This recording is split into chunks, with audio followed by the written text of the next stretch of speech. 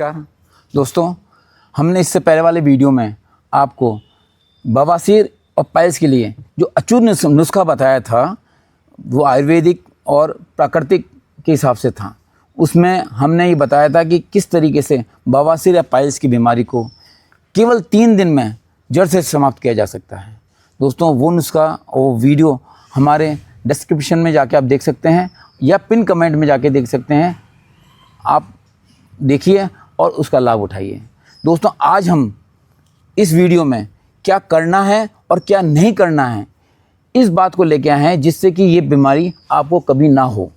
तो दोस्तों, मैं अजय गोस्वामी अपने इस YouTube चैनल पे जिसका नाम है अंकल जी के देसी जुगाड़। दोस्तों, सबसे पहले हम जो चीज़ लेने जा रहे हैं वो ये है कि हमें क्या करना है जिससे कि ये प्रॉब्लम आपको कभी ना हो।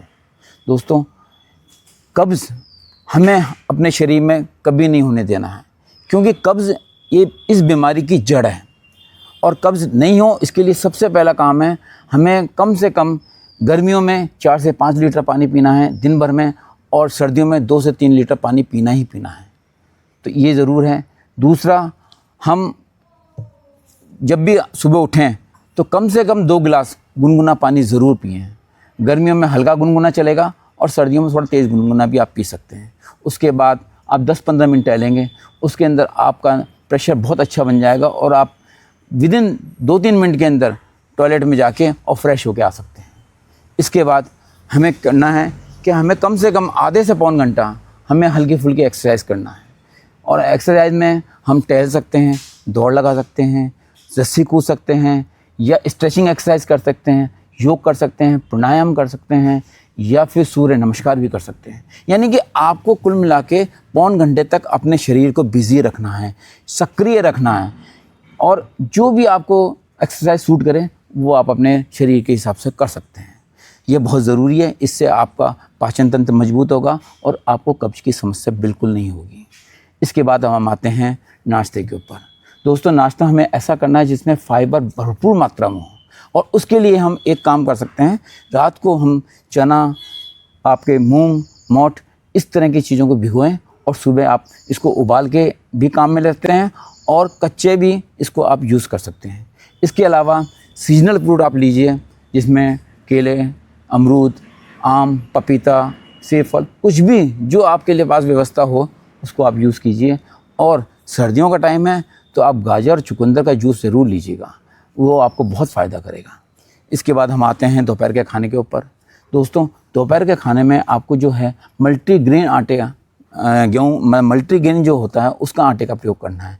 आप प्योर गेहूँ का अवॉइड करें, उसमें थोड़ा बहुत चना, जौ, ज्वार, रागी, इस तरीके का कुछ दूसरे अनाज हैं उनको मिक्स कर लें। साथ में आप सलाद का ज़रूर प्रयोग करें, कम से कम 1 प्लेट सलाद ज़रूर लें आप। इसमें आप ककड़ी, टमाटर, खीरा, चुकंदर, आपके गाजर, मूली, प्याज, कुछ भी आप ले सकते हैं जो भी आपके पास अवेलेबल है। साथ ही हरी सब्जियां का प्रयोग करें। 1 कटोरी दाल लें और कम से कम 1 कटोरी दही अथवा 1 गिलास छाछ का जरूर प्रयोग करें, क्योंकि दही और छाछ हमारे खाने को पचाने में बहुत ज़्यादा फ़ायदा करती हैं, बहुत ज़्यादा हमें खाने को पचाने में आसानी कर देती हैं। अगर खाना हमारा सही ढंग से पच गया तो ये मान के चलिए। दोस्तों, शाम को हम दोबारा अगर व्यवस्था हो सके तो फ्रूट्स ले सकते हैं। और जो रात को हमें जो खाना लेना है इस बात का हमें विशेष ध्यान रखें कि वो खाना सुपाच्य हो, हल्का हो, और वो खाना सर्दियों में 6-7 बजे तक ले लें और गर्मियों में ज़्यादा से ज़्यादा 8 बजे तक अपना खाना खा लें, जिससे कि सोने के लिए हम जाएँ 10 साढ़े 10 बजे तो कम से कम 2-2.5 घंटे का टाइम हमको मिल जाए, जिससे हम पानी वानी पी सकें और खाना हमारा आसानी से पच सके। रात को सोने से पहले 1 गिलास दूध ज़रूर लें।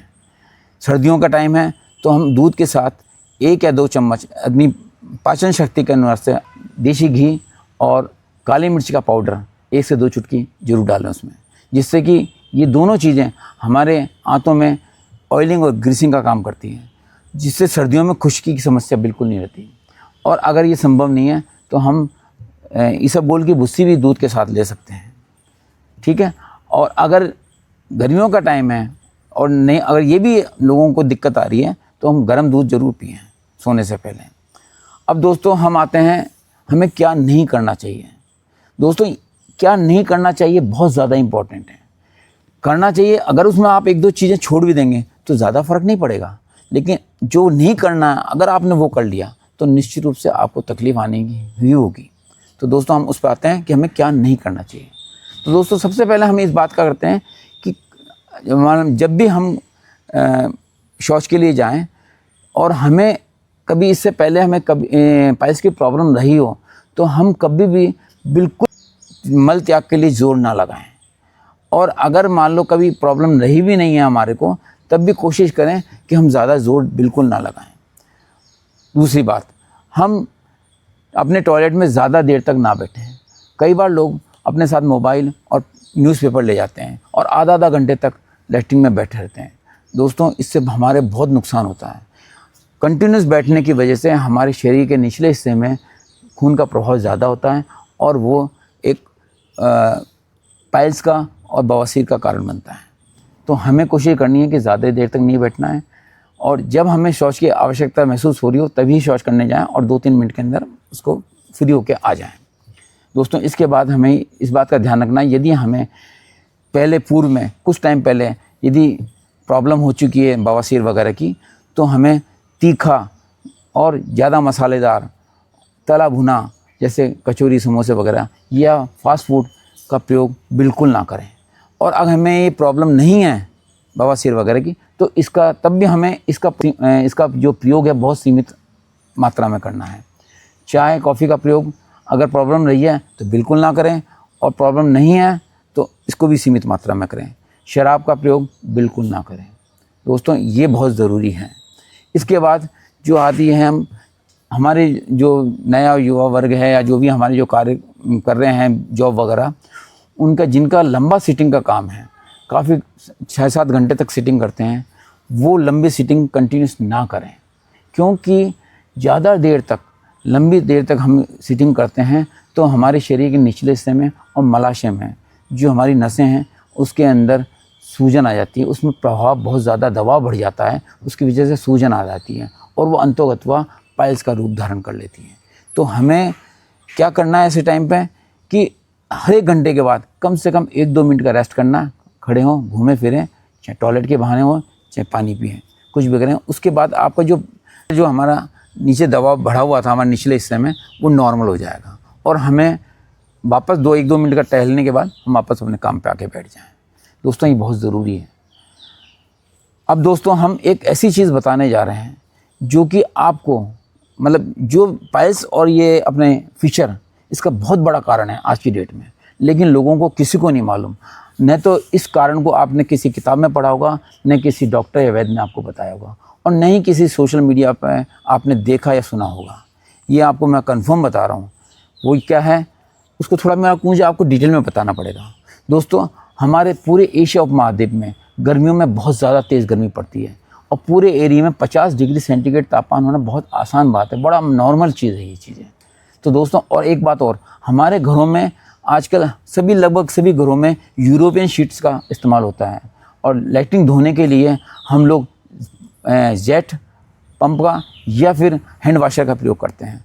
आप सोचिए, जब इतनी तेज़ गर्मी पड़ रही हो, 50 डिग्री सेंटीग्रेड का तापमान हो और हमारी सारी पानी के सोर्स सारे छत पर रखे हों, टंकियां पर, उनके अंदर जो पानी कंटिन्यूस जो गर्म होता रहता है, उसकी स्थिति ऐसी हो जाती है जैसे उबलते पानी की। और जब हम शौच को धोने के लिए जाते हैं, जेट का प्रयोग करते हैं या हैंड वाशर का प्रयोग करते हैं, तो वो गर्म पानी इतने तेज़ प्रेशर के साथ हमारे जो शौच स्थान में आसपास के एरिया में जो धारा पड़ती है, उससे हमारे उस एरिया को कितना नुकसान होता है ये आप सोच भी नहीं सकते। दोस्तों, उस तेज़ धारा की वजह से कई बार हमारे गुदा स्थान में कट लग जाता है, घाव हो जाता है, अपन को महसूस नहीं होता। बाद में जब ज़्यादा बढ़ता है तब अपने को महसूस होता है कि ये कैसे हुआ, हम सोच ही नहीं सकते, और ये फिशर का रूप धारण कर लेता है।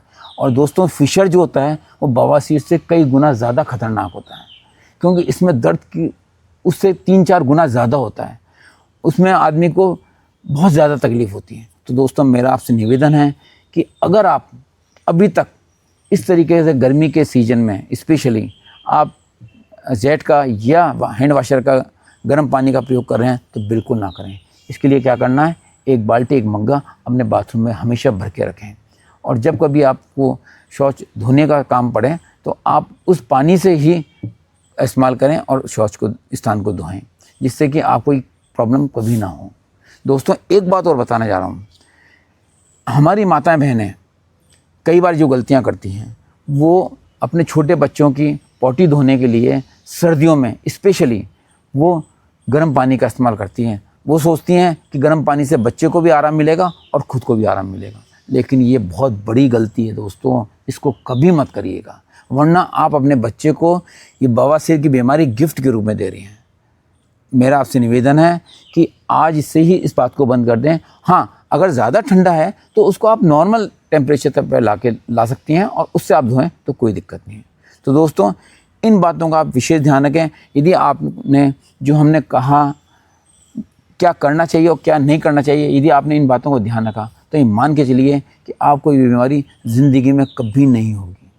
तो दोस्तों अगर आपको ये मेरी जानकारी पसंद आई हो तो मेरे इस वीडियो को और इस चैनल को लाइक करें, सब्सक्राइब करें और ज़्यादा से ज़्यादा शेयर करें, जिससे कि हमारे जितने भी दोस्त हैं, मिलने वाले हैं, वो इस चीज़ का फ़ायदा उठा सकें। और दोस्तों एक बात और, मैं इससे अगले वीडियो में एक आपके लिए बहुत ही शानदार फेशियल का, यानी जो आयुर्वेदिक प्राकृतिक फेशियल है उसके ऊपर वीडियो लाने वाला हूँ। वो दोस्तों इतना बढ़िया वीडियो है कि यदि आपने एक बार वो फेशियल कर लिया तो आपके दोस्तों को आपका चेहरा चमकता हुआ नज़र आएगा और आप अपने आप को दमकता हुआ महसूस करेंगे। कि मान के चलना, ये वीडियो आप ज़रूर देखना, और ये वीडियो जैसे अपलोड हो और आप तक पहुंच सकें, इसके लिए ज़रूरी है कि आप मेरे इस वीडियो को सब्सक्राइब भी करें, लाइक करें और ज़्यादा से ज़्यादा शेयर करें। तब तक के लिए अगली बार मिलते हैं हम अगले वीडियो के लिए। तब तक के लिए धन्यवाद। जय हिंद, जय भारत।